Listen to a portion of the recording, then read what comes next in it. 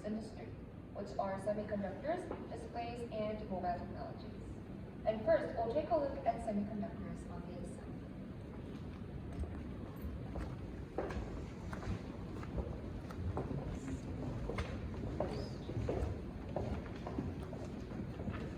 So semiconductors are considered the core element of the electronics industry, and that's why they were called as the seeds of the industry.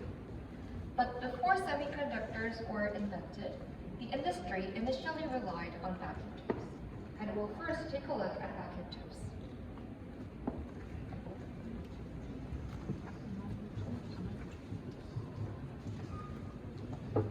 So, does everyone remember the Philco 90 radio? We've seen in Hall 1.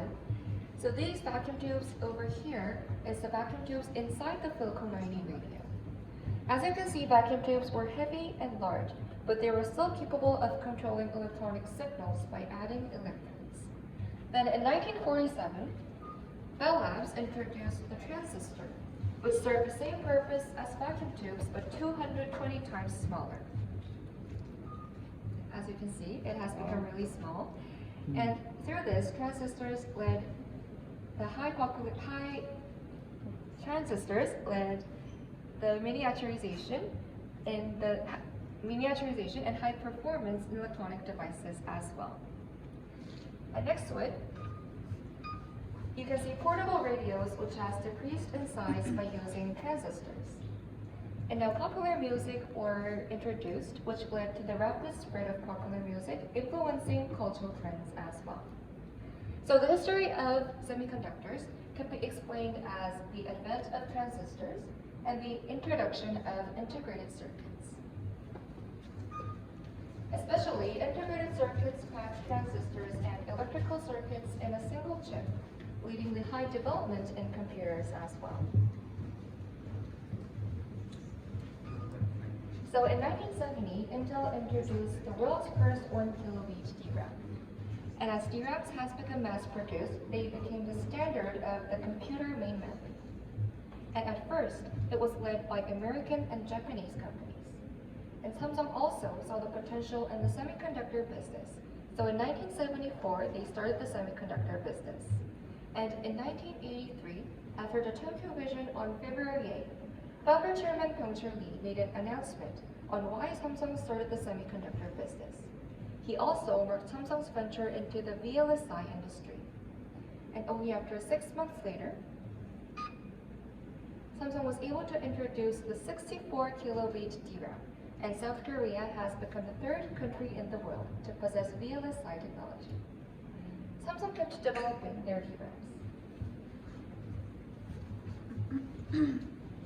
In 1992, Samsung introduced the 64 megabit DRAM.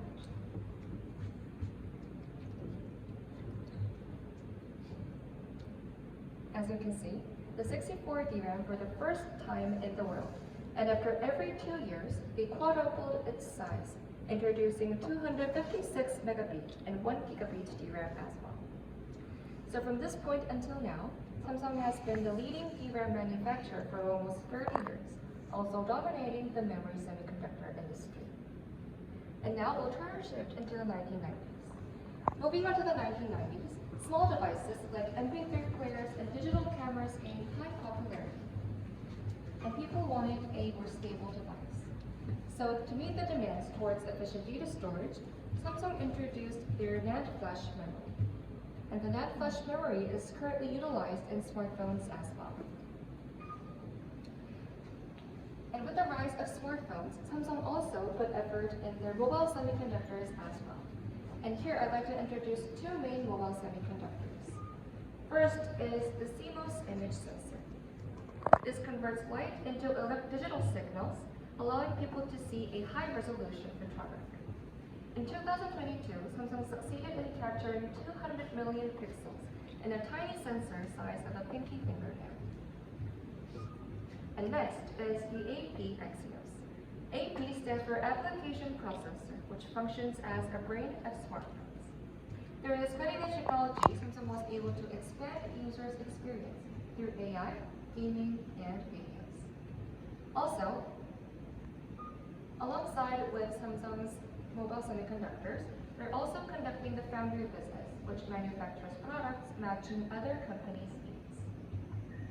And now we'll take a look at displays, which experienced high growth thanks to the development of semiconductor technology. Slide, please.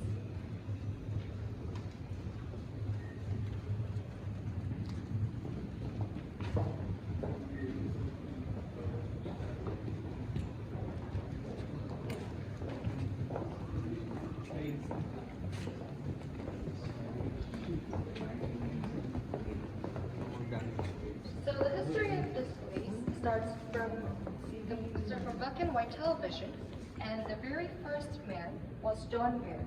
He invented the mechanical TV, the televisor, in 1925. So on the back, there was a perforated rapidly spinning disc, and it produced a screen on its right side. Where is he from? Where is he from, the inventor of the TV? Inventor? His name was John Baird. Where is he from? He's from America. Okay. Just curious. So can anyone guess, did it produce sound or not? No. Right, it couldn't produce sound. And next to it is the vacuum tube TV from RCA in 1946. And this was one of the first mass-produced vacuum tube TVs. And now TVs has become popular. Moving on, you can see vacuum tube TVs from various countries. Maybe you recognize some of the TVs? From the chart. Yeah, this is to be, I think, this is. This looks like a microwave, yes. And the TV in front is the TV from the 1960s. Now, transistors were used in TVs, which allowed them to highly decrease in size compared to the ones using vacuum tubes.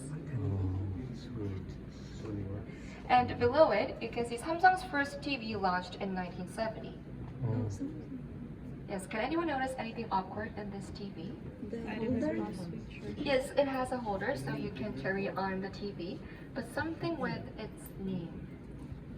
Sanyo? Right, it says Sanyo on the bottom, but it was Samsung's first TV, and it was made in collaboration with Sanyo Electric of Japan. Japan, yeah. Oh, that's right. And this TV was exported to Panama about 500 units, which was also South Korea's first TV export.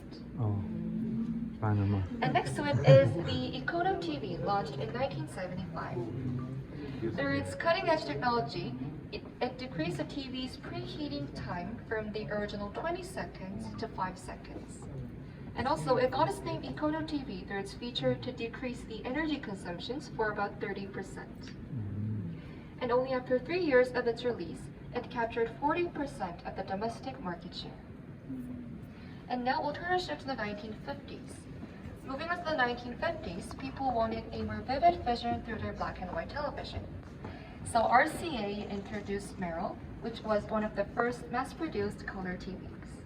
So through this display, it could display about 3 different colors. Can you see 3 different colors? Yes. However, it couldn't gain high popularity because of its bulky size and high price. However, it has its own meaning because it was the first attempt to portray the world more precisely through displays. And now we'll take a look at a short video on how color TV has changed our lives, and the video will be produced through the screen over here, so it will be best if you step one step back and take a look at the video.